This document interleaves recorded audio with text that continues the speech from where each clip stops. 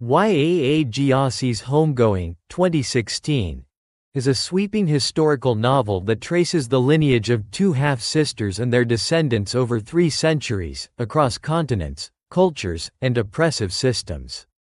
Spanning from 18th-century Ghana to 21st-century America, the novel explores themes of slavery, colonialism, racism, family, and identity, offering a profound meditation on the intergenerational trauma and resilience of Black communities. What sets Homegoing apart is its ambitious structure. It tells the story of 14 characters, each chapter focusing on a different descendant of two half-sisters, Effia and Essie, whose fates diverge dramatically.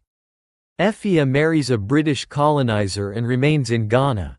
Essie is captured in the transatlantic slave trade and sent to America. The novel's structure mirrors a genealogical tree, creating a powerful sense of continuity, loss, and reckoning. Part 1. The Origins in 18th-century Ghana. Effia, Cape Coast Castle, 1760s. Effia, born in a Fanti village, is married off to a British officer stationed at the Cape Coast Castle.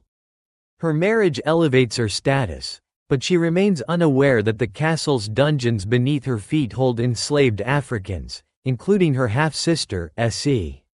Effia gives birth to a son, Kwei, beginning the line of Ghanaian descendants. Essie, Cape Coast Castle, Dungeon, 1760s. Essie, from the Asante tribe, is captured during a raid and sold into slavery. She is imprisoned in the castle dungeon and eventually shipped to the American South.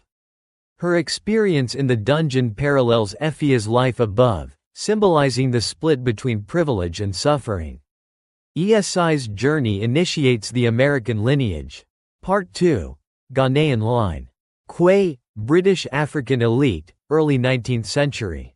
Effia's son, Kwei, is raised among the British elites but struggles with his identity. Sent to England and later returned to Ghana, he is caught between his African roots and European education. He is used as a pawn in colonial politics and internal tribal wars, reflecting the complicity of African elites in the slave trade. James, refusing the slave trade. James, Kwei's son, inherits his father's conflicted legacy. He ultimately rejects the slave trade, choosing instead to escape with his family. His rebellion symbolizes a moral awakening and a break from generations of complicity and exploitation.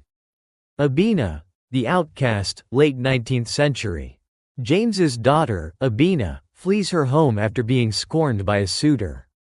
She gives birth to a child out of wedlock and struggles with poverty and displacement.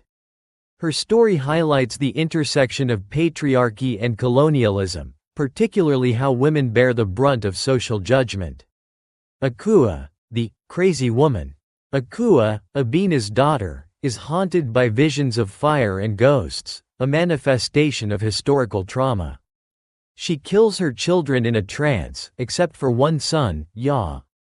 Known as the crazy woman, Akua becomes an emblem of psychological devastation and ancestral grief.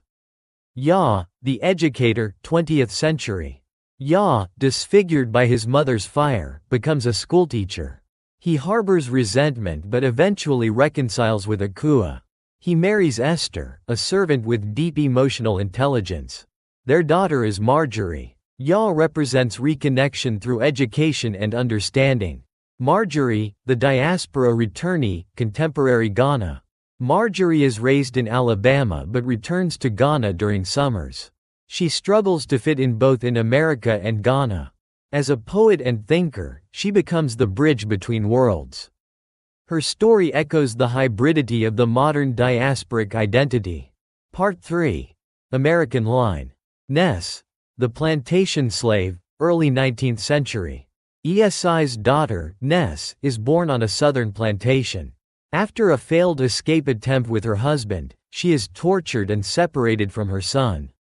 Ness becomes a spiritual figure, passing down a legacy of endurance. Kojo, fugitive in the north, mid-19th century.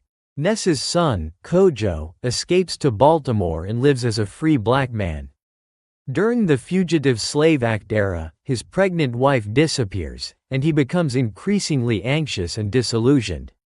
Kojo's story underscores the fragility of freedom for African Americans even in the North. The convict laborer, post-Civil War. Kojo's son, is wrongly imprisoned and leased as convict labor to work in coal mines.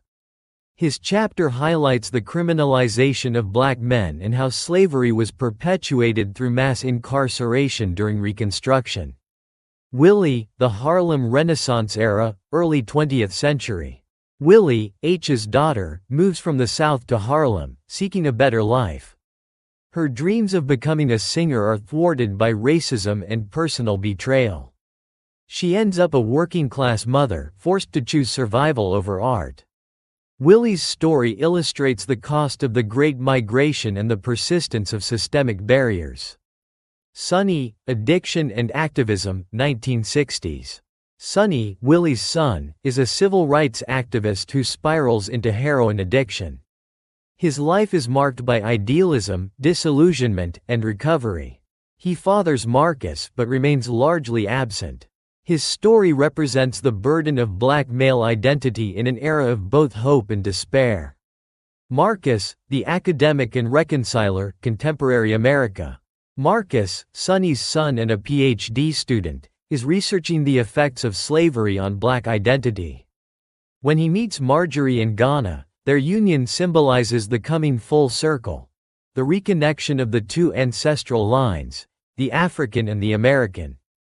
They walk together to the sea, signifying healing and return. Character overview and development. Because Homegoing follows 14 major characters, individual development is brief but potent. Each character reflects a stage in the evolution of colonial violence, resistance, and cultural resilience. Efia and SC represent the founding split of the family tree. One remains on the African continent. The other is enslaved in America. Their lives symbolize the rupture caused by the transatlantic slave trade. Akua and Yaa provide one of the most complex arcs, navigating inherited trauma and the possibility of redemption. Willie and Sonny exemplify the struggles of 20th-century black Americans, from Harlem to the Civil Rights Movement, grappling with racism, broken dreams, and addiction. Marcus and Marjorie, as descendants at the end of the timeline, represent hope, intellectual awakening, and the possibility of diasporic healing. Themes and analysis. 1. The legacy of slavery and colonialism. Homegoing provides a panoramic view of how slavery and colonialism shaped generations. Through ESI's descendants, we see slavery's evolution, from the plantation to convict leasing to economic disenfranchisement and institutional racism. Each generation inherits not only trauma but also the burden of survival in an unjust society. In Ghana, Efia's line grapples with the complexities of complicity in the slave trade. The novel does not romanticize African societies but shows that local leaders, including Efia's family, were involved in the trafficking of other Africans, often under pressure or manipulation by European powers. Gyasi's brilliance lies in how she humanizes systemic histories. We don't just read about slavery or colonialism. We see it lived and felt by ordinary people, each carrying the weight of choices made long before their time. 2. Identity and diaspora. The characters in Homegoing continually confront questions of identity, especially those of mixed heritage or those navigating diasporic spaces. From Kojo, a free black man in Baltimore who lives in fear of being kidnapped, to Marjorie, who is bullied in an American school for being too African, and in Ghana for being too American, Gyasi examines how black identity is always under negotiation. The novel demonstrates that being African, African American, or diasporic is not a monolith. Each character must find their own understanding of home, history, and selfhood. 3. Intergenerational trauma and memory. One of the novel's central insights is that trauma is not confined to individuals, it is passed down, sometimes through behavior, sometimes through silence. Akua's nightmares, Willie's abandonment, Sunny's addiction. All have roots in past violence, both familial and systemic. However, Gyasi also shows that trauma is not the only inheritance. The characters also inherit strength, love, storytelling, and resistance. Memory, even when fragmented or painful, is a source of continuity and survival. 4. Gender and oppression. Gyasi's women are central to the narrative. They are enslaved, exploited, and silenced, but they are also survivors, mothers, and transmitters of memory. Effia, Ness, Willie, and Akua each endure different forms of gendered violence. Yet their strength lies in their ability to persist, protect, and shape the next generation. The novel critiques not only colonial and racial violence but also patriarchal control, both in traditional African societies and in Western contexts. 5. Fire and water. Symbolism of destruction and healing. Fire and water function as recurring symbols in the novel. Fire represents destruction, Akua's haunting visions, the violence of slavery, and the psychological burning of trauma. Water, particularly the sea, represents both separation and return. The Atlantic Ocean is the space of the Middle Passage, the abyss between Africa and America. In the final scene, Marcus and Marjorie walk into the ocean together. This is not only a literal return to the place where a sea was taken. It is a symbolic baptism, a cleansing of history, and a gesture of hope. 6. Structure and storytelling. The novel's structure is ambitious, alternating chapters that jump across time and place. Each chapter is a self-contained short story, but also a link in a broader chain. This structure emphasizes lineage, cause and effect, and the cumulative impact of history. Some readers may find the brief time spent with each character frustrating, but this fragmentation mirrors the disrupted histories of the African diaspora.